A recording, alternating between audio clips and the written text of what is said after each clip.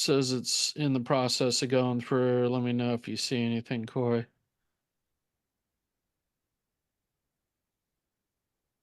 All right. Yeah, I see it. Okay.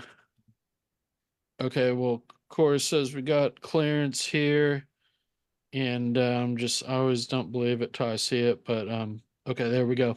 Well, welcome to Quantum Leap live with David and Corey, and we skipped the 10:30 segment because we just had a conflict, and Corey um has a kind of a we're going to have to return to the full core values segment later, but we are going to do a tidbit on that at the beginning here.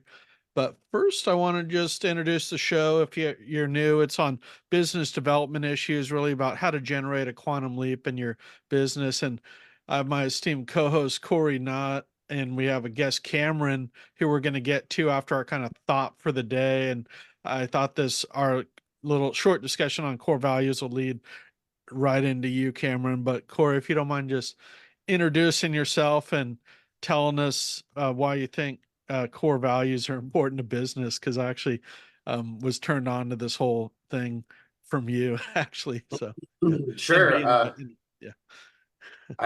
Yeah. So I'm Cory Knott and co-owner of Take Wing Coaching, and we've been doing core values exercises since I started coaching. And I think personal and professional, they're extremely valuable in that they give you a clear sense of who you are and who you want to serve.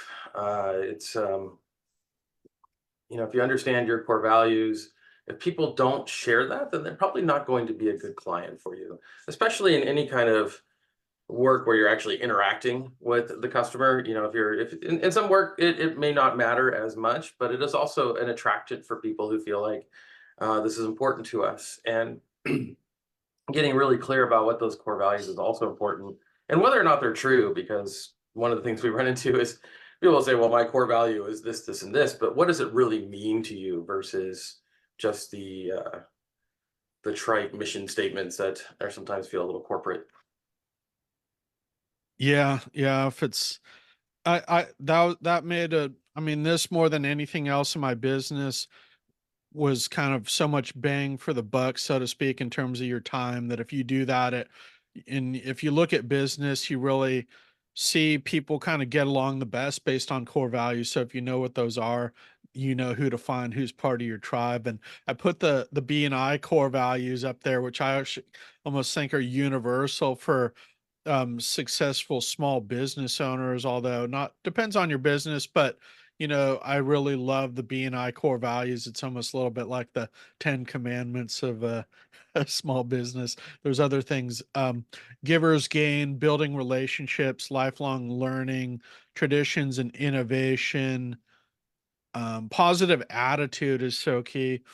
Accountability and recognition, and we practice all this stuff in B&I, and I just love seeing it in action. And I actually have, you know a quick summary in that book I put out on core values, and we're going to return to a more full discussion on this. I just wanted to have that actually as our thought for the day, as a new thing.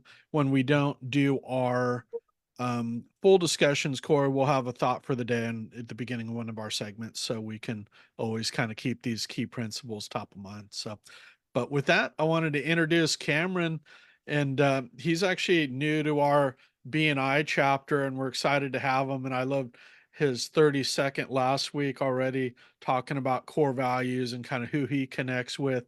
But Cameron, if you don't mind just introducing yourself and telling us what you do. If you don't mind sharing a few of your core values, you're welcome to do that. Don't That's kind of a wild card already, so don't feel like you have to get into that. All right. Well, thank you for the warm welcome, and it's such a pleasure to be on this podcast. It's my first one ever, so I feel like it's kind of a big moment for me in my career. So again, thank you both so much. Yeah, great to have So you. yeah, so my name's Cameron, Cameron Chiechi. That's my last name, how you pronounce it. And I'm a property manager, and I got hooked into the same B&I chapter as David and Cory, so that's how we connected. And yeah, I've been a property manager for a little over 4 years now, and I met another one of our chapter members in December, and she was like, "Well, what are you doing to grow your property management business?" And I was like, "Well, not much." And that's when I decided to join the chapter, and it's been a wild ride. That was like a little over 3 months ago, and I don't know, like the floodgates on my business have just opened ever since I like officially put that open for business out to the world. So it's been a great couple of months for me personally. Yeah. Great. Yeah.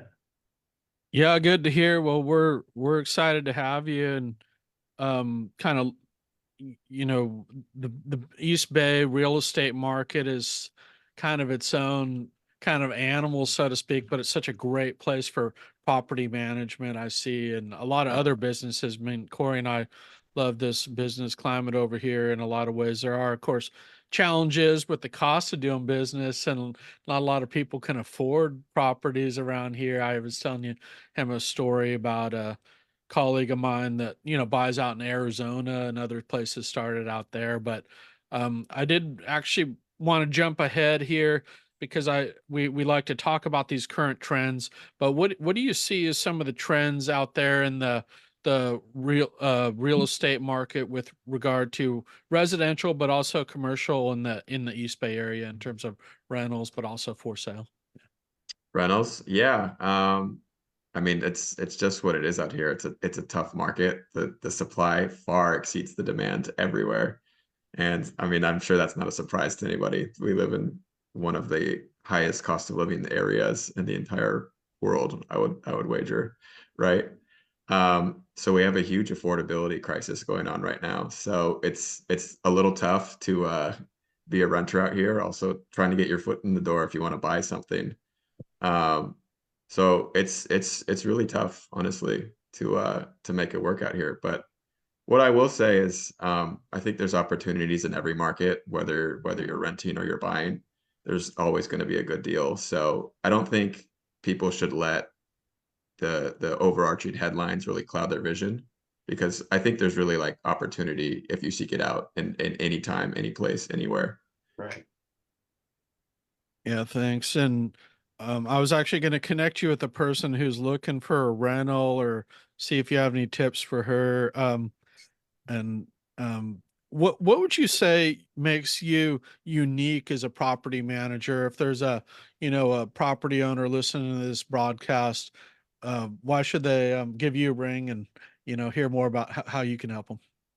Yeah. I think real estate is one of those industries that has kind of a pre-existing notion attached to it. I think a lot of people kind of think we're overpaid and we don't do a whole lot for the money that we get. Um, and I think some of that's definitely warranted. I mean, there's bad apples in every profession, but I'm really trying to flip the script, and I don't want to be that property manager. I want to provide really good service to both the landlord and the tenants, because I think at the end of the day, like, this is a 100% relationship based business, and you get in what you put out. So my whole thing is to offer white glove service, be fair, be reasonable, be responsive, and that's really how I'm going about my business. And I'm kind of finding that there's really a niche for that, to be honest. I think people really want and need that high touch, high support style of doing business, and that's really how I'm hoping to find my lane in this industry. Okay, great. And I know I'm going to turn it over to Corey. I know we have a little bit of time for a wild card question. If you have something for Cameron, Corey, we can. As somebody who's had experience in the property market out here in the East Bay and Bay Area, yeah. Yeah, I don't have a lot. I just what would you say got you into this business? Why do you do what you do? Well, it's funny. My family's been out in the Bay Area since 1908. They ended up out here to as laborers to help rebuild after the '06 earthquake in San Francisco. So my family ended up they were farmers out in the Santa Clara Valley, like way before that was ever Silicon Valley.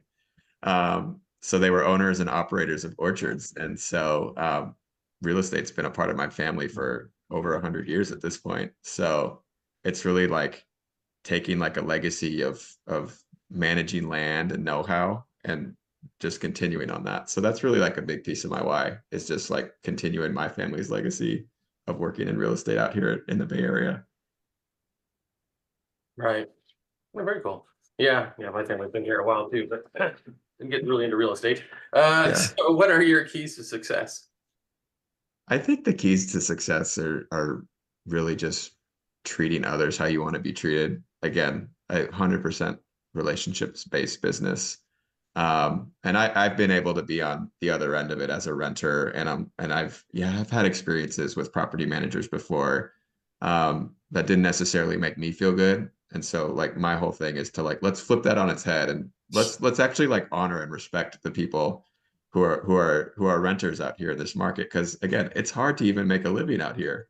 Right, So I just don't think it's very cool to make things harder than they have to be for renters. And I also really like, I want to get landlords in the mindset of thinking of their tenants as their customers, right? Because that's essentially what they are at the end of the day.